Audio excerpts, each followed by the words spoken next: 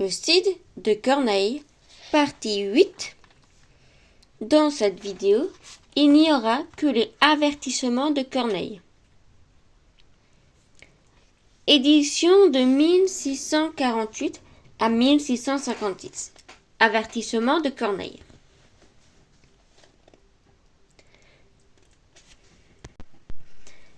Voilà ce qu'a prêté l'histoire de Don Guilaine de Gastro, qui a mis ce fameux événement sur le théâtre avant moi. Ceux qui entendent l'espagnol y remarqueront deux circonstances. L'une, que Chimène, ne pouvant s'empêcher de reconnaître et d'aimer les belles qualités qu'elle voyait en Don Rodrigue, quoiqu'il ait tué son père, elle a proposé elle-même au roi cette généreuse alternative, ou qu'il la lui donna pour mari, ou qu'il le fit punir suivant les lois. L'autre, que ce mariage se fit au gré de tout le monde. Deux chroniques du Cid ajoutent qu'il fut célébré par l'archevêque de Séville, en présence du roi et de toute sa cour. Mais je me suis contentée du texte de l'historien, parce que tous les deux ont quelque chose qui sent le roman et peuvent ne persuader pas davantage que celle que nos Français ont faite de Charlemagne et de Roland.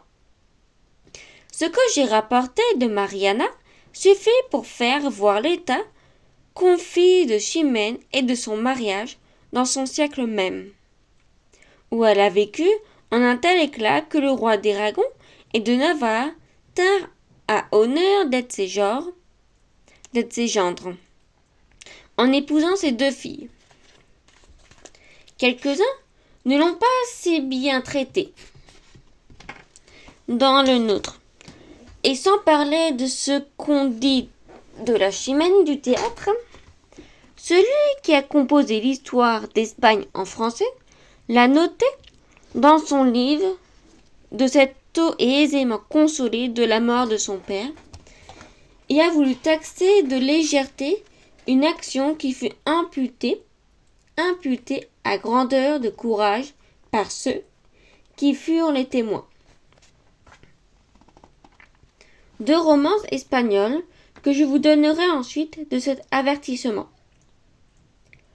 Parlant encore plus en sa faveur, cette sorte de petits poèmes sont comme des originaux déconçus de leur ancienne histoire, et je serais ingrat envers la mémoire de cette héroïne si, après l'avoir fait connaître en France et m'y être fait connaître par elle, je ne tâchais de la tirer de la honte qu'on lui a voulu faire, parce qu'elle a passé par mes mains. Je vous donne donc ces pièces justificatives de la réputation, où elle a vécu sans dessein de justifier la façon dont je l'ai fait parler français.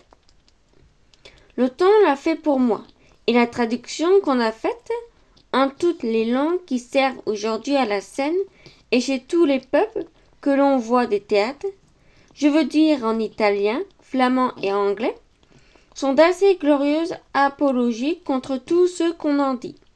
Je n'y ajouterai pour toute chose qu'environ une douzaine de vers espagnols qui sont faits exprès pour la défendre. Ils sont du même auteur qui l'a traité avant moi, Don Guillaume de Gastro, qui, dans une autre comédie qui intitule Enganando, fait dire à une princesse de Berne. Je vais lire la traduction car je ne sais pas parler espagnol. Si le monde a raison de dire que ce qui éprouve le mérite d'une femme, c'est d'avoir des désirs à vaincre, des occasions à rajouter, je n'aurai ici qu'à exprimer ce que je sens. Mon honneur n'en deviendrait que plus éclatant. Mais une malignité qui se prévaut de notions d'honneur mal entendues convertit volontiers en un aveu de faute, ce qui n'est que la tentation vaincue. Dès lors, la femme qui désire et qui résiste également vaincra 2 fois. Si en résistant à elle, c'est encore se taire. C'est, si je me trompe, comme agit Chimène dans mon ouvrage En présence du roi et de l'infante. Je dis en présence du roi et de l'infante parce que quand elle est seule, ou avec sa confidente, ou avec son amant, c'est une autre chose. Ses mœurs sont inégalables, égales. Pour parler en termes de notre Aristote, échangeant suivant les circonstances, des lieux, des personnes, des temps et des occasions, en conservant toujours le même principe. Au reste, je me sens obligé de désabuser le public des 2 erreurs qui se sont glissées, touchant cette tragédie et qui semblent avoir été autorisées par mon silence. La première est que j'ai convenu de juge touchant son mérite et m'en soit rapporté au sentiment de ceux qu'on a prié d'en juger. Je m'en tairais encore si ce faux bruit n'avait été jusque chez Monsieur de Balzac, dans sa province, où, pour me servir de ses paroles même, dans son désert, et si je n'en avais vu depuis les marques dans cette admirable lettre qu'il a écrite sur ce sujet, et qui ne fait pas la moindre recherche des 2 derniers trésors qu'il nous a donnés. Or, comme tout ce qui part de sa plume, regarde toute la postérité maintenant que mon nom est assuré de passer jusqu'à elle dans cette lettre incomparable. Il me serait honteux qu'il y passât avec cette tâche, et qu'on pût à jamais me reprocher d'avoir compromis de ma réputation. C'est une chose jusqu'à présent, et sans exemple, que de tous ceux qui ont été attaqués comme moi, aucun que je sache n'a eu assez de faiblesse pour convenir d'arbitre avec ses censeurs, et si l'on laissait tout le monde dans la liberté publique, d'en juger ainsi que j'ai fait, ça a été sans s'obliger, non plus que moi, à en croire personne. Outre que dans la conjoncture où étaient lors les affaires du Cid, il ne fallait pas être grand devin pour prévoir ce que nous en avons vu arriver. À moins que d'être tout à fait stupide, on ne pouvait pas ignorer que, comme les questions de cette nature ne concernant ni la religion ni l'État, on en peut décider par les règles de la prudence humaine, aussi bien par celle du théâtre, et tourner sans scrupule le sens du bon Aristote. Du côté de la politique, ce n'est pas que je sache si ceux qui ont jugé le Cid ont jugé suivant leurs sentiments ou non, même que je veuille dire qu'il est bien ou mal jugé, mais seulement que ce n'a jamais été de mon consentement qu'ils en ont jugé, et que peut-être je l'aurais justifié sans beaucoup de peine, si la même raison qui les a fait parler ne m'avait obligé à me taire. Aristote, que nous n'en puissions faire ainsi que les philosophes, qui le tirent chacun leur parti dans leur opinion contraire, et comme c'est un pays inconnu, pour beaucoup de monde le plus zélé partisan du Cid, on en crut ses censeurs sur leurs paroles et se sont imaginés avoir pleinement satisfait à toutes leurs objections.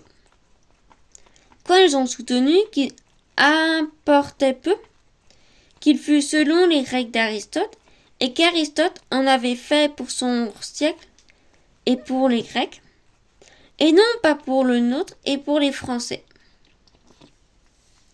Cette seconde erreur, que mon silence a fernie, n'est pas moins injurieuse à Aristote qu'à moi.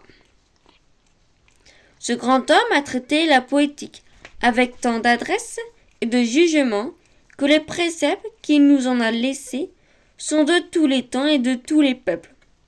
Et bien loin de s'amuser aux détails des bienséances et des agréments, qui peuvent être divers selon que ces deux circonstances sont diverses, il a été droit au mouvement de l'âme, dont la nature ne change point. Il a montré quelle passion la tragédie doit exister dans celle de ses auditeurs. Il a cherché quelles conditions sont nécessaires et aux personnes qu'on introduit et aux événements qu'on représente pour l'y faire naître. Il en a laissé les moyens qui auraient produit leur effet partout dès la création du monde et qui seront capables de le produire encore partout tant qu'il y aura des théâtres et des acteurs. Et pour le reste, que les lieux et les temps peuvent changer, il l'a négligé, il n'a même pas prescrit le nombre des actes. Il n'a été réglé que par Horace, beaucoup après lui. Et certes, je serais le premier qui condamnerait le Cid, s'il péchait contre ces grandes et souveraines maximes que nous tenons de ce philosophe. Mais bien loin d'en demeurer d'accord, j'ose dire que cet heureux poème n'a si extraordinairement réussi que parce qu'on y voit les deux maîtresses conditions. Permettez-moi cette épithète que demande ce grand maître aux excellentes tragédies. Ce qui se trouve si rarement assemblé dans un même ouvrage qu'un des plus doctes commentateurs de ce divin traité, qu'il a fait soutient que toute l'Antiquité ne les a vus se rencontrer que dans le seuil Oedipe. La première est que celui qui souffre et est persuadé ne soit ni tout méchant ni tout vertueux, mais un homme plus vertueux que méchant qui, par quelques traits de faiblesse humaine qui ne soit pas un crime, tombe dans un malheur qui ne mérite pas l'autre que la persécution et le péril ne viennent point d'un ennemi, ni d'un indifférent, mais d'une personne qui doit aimer celui qui souffre et en être aimé. Et voilà, pour en parler sainement, la véritable et seule cause de tout le succès du Cid, en qui l'on ne peut méconnaître ces deux conditions sans s'aveugler soi-même pour lui faire injustice. J'achève donc en m'inquiétant de ma parole, et après vous avoir dit en passant ces deux mots pour le Cid du théâtre, je vous donne en faveur de la chimène de l'histoire des deux romances que je vous ai promis. J'oublie à vous dire que quantité de mes amis ayant jugé à propos que je rendis compte au public de ce que j'avais emprunté de l'auteur espagnol dans cet ouvrage, et m'ayant témoigné le souhaité, j'ai bien voulu leur donner cette satisfaction. Vous trouverez donc tout ce que j'en ai traduit imprimé d'une autre lettre, avec un chiffre en commencement qui servira de marque de renvoi pour trouver les vers espagnols en bas de la même page. Je garderai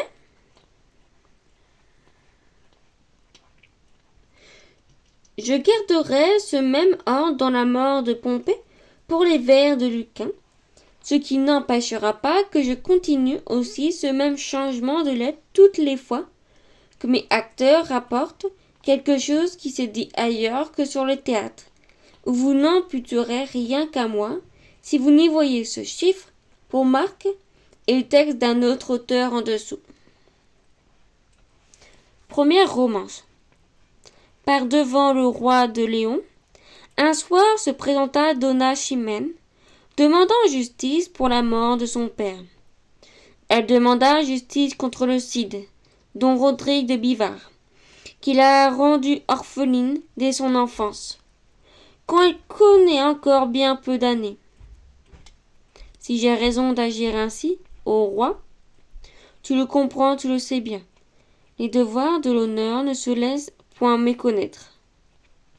Chaque jour que le matin ramène, je vois celui qui s'est repu comme un loup de mon sang passer pour renouveler mes chagrins, chevauchant sur un destrier.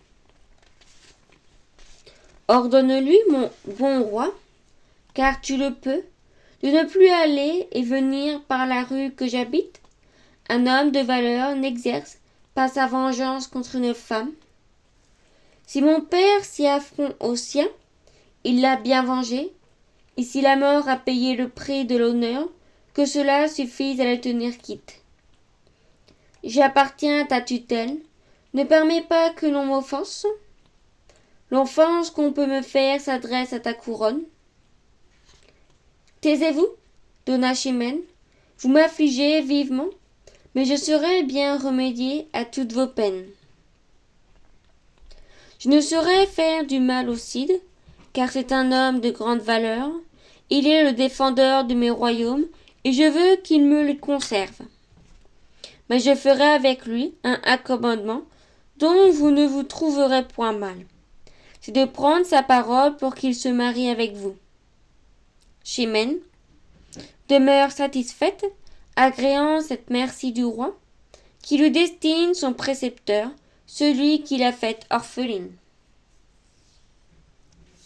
Seconde romance.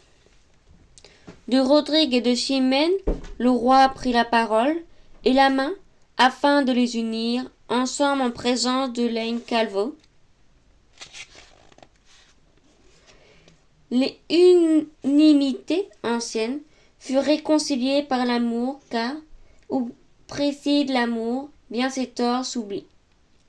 Les fiancés arrivèrent ensemble, et au moment de donner la main et le baiser, le Cid, regardant la mariée, lui dit tout troublé: J'ai tué ton père, Chimène, mais non en trahison. Je l'ai tué d'homme à homme pour venger une réelle injure. J'ai tué un homme et je te donne un homme. Me voici pour faire droit à ton greffe, et au lieu du père, moi, mort, tu reçois un époux honoré. Cela parut bien à tous, ils louèrent son prudent propos, et ainsi se firent les noces de Rodrigue le Castillan.